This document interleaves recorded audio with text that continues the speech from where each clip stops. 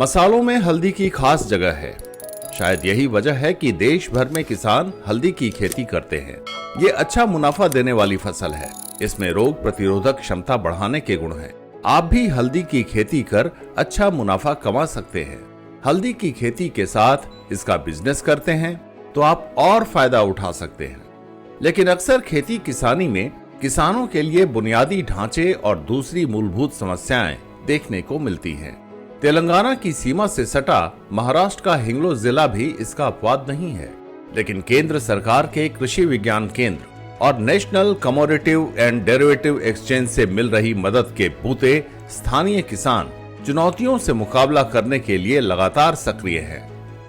NCDEX और कृषि विज्ञान केंद्र ने मिलकर पिछले 5 सालों में हर साल एक 100 से ज़्यादा फार्मर्स के लिए ट्रेनिंग आयोजित किया है। उसके कारण क्या हुआ है कि 100 लोगों को पता चला है कि एनसीडेक्स का जो प्लेटफॉर्म है वो किस तरह से यूटिलाइज करना है, और जिसमें फ्यूचर मार्केट का भी जो प्रोविज़न है उसका भी उन्होंने ज्ञान हासिल किया है। और उसका वापर करने के बाद क्या हुआ है कि वो फार्मर की संख्या बढ़ती गई है।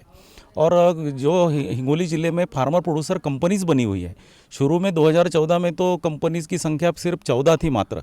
आज करीब 100 के आसपास फार्मर प्रोड्यूसर कंपनीज़ तैयार हुई है। और ये सभी एनसीडेक्स और ईनाम, ये जो 2 प्लेटफॉर्म हैं, इनका काफ़ी मात्रा में उपयोग कर रहे हैं। और इसका मार्केटिंग के बाद में फार्मर्स को बेनिफिट भी उससे मिल रहा है, और एक्सपोर्ट के लिए भी काश्तकार आगे आ रहे हैं। देश के कई राज्यों में हल्दी की खेती होती है, लेकिन कई बार किसानों को फसल की अच्छी कीमत नहीं मिल पाती। हल्दी किसानों की ऐसी और भी समस्याओं को दूर करने के लिए केंद्र सरकार ने हल्दी बोर्ड की स्थापना की है। राष्ट्रीय हल्दी बोर्ड देश भर में हल्दी और हल्दी उत्पादों के विकास पर ध्यान देता है। बोर्ड की कोशिश होती है कि बुनियादी ढांचे में सुधार हो, ताकि किसानों को बुआई से लेकर उपज को उपभोक्ता तक पहुंचाने में हर संभव मदद दी जा सके। हल्दी के औषधीय गुणों के चलते दुनिया भर में इसकी मांग है।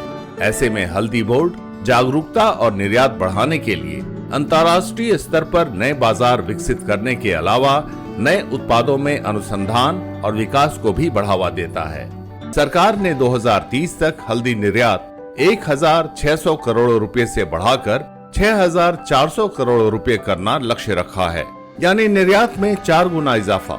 अगर ऐसा होता है तो मांग बढ़ने से किसान ज्यादा रकबे में हल्दी की खेती करेंगे, जिससे किसानों की इनकम बढ़ेगी। एक ट्रेसेबिलिटी का यूज़ करके टेक्नोलॉजी, जो नई तकनीक आ रही है इस टेक्नोलॉजी में, उसका यूज़ करके हम एक हमारा प्रोड्यूस मार्केट में लाए। और अच्छा प्रोड्यूस मार्केट में हम जब लाएंगे तब हमारे किसान को एक अच्छे खासे ग्राहक मिलेंगे और किसान की भी आय बढ़ेगी। यही हमारा पर्पज़ है, किसान की आय बढ़ाना। और हमारा जो प्रोडक्ट है हमारे नाम से मार्केट में बेचना, सीधा कस्टमर तक हमारा नाम जा सके, जिसकी वजह से हमारी डिमांड कंटिन्यू आती रहेगी हमारे पास। पहले किसानों को हल्दी बेचने के लिए स्थानीय साहूकारों पर निर्भर रहना पड़ता था, लेकिन अब परिस्थिति बदल गई है। जब किसानों को हल्दी के विभिन्न घटकों के बारे में पता चला, जैसे उत्पादन के सर्वश्रेष्ठ तरीकों, मार्केटिंग, गुणवत्ता, भाव में उतार चढ़ाव से बचाव और अंतर्राष्ट्रीय व्यापार के बारे में national commodity and derivatives exchange यानी NCDEX की भूमिका, तो हल्दी किसानों को उम्मीद की नई किरण दिखाई दी। पहले से हमारे यहाँ पे लोग करते थे हल्दी, लेकिन उसको एक प्लेटफॉर्म नहीं मिला था।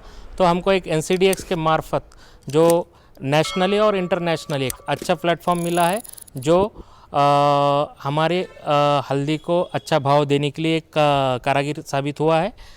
हल्दी में जो पॉजिटिविटी है वो NCDEX ने पूरे दुनिया को बताया है, और उसकी वजह से हमको बहुत सारे कंज्यूमर हमारे पास आ रहे हैं, डायरेक्टली डिमांड कर रहे हैं, और उसकी वजह से अच्छा भाव मिल रहा है हमारे हल्दी को।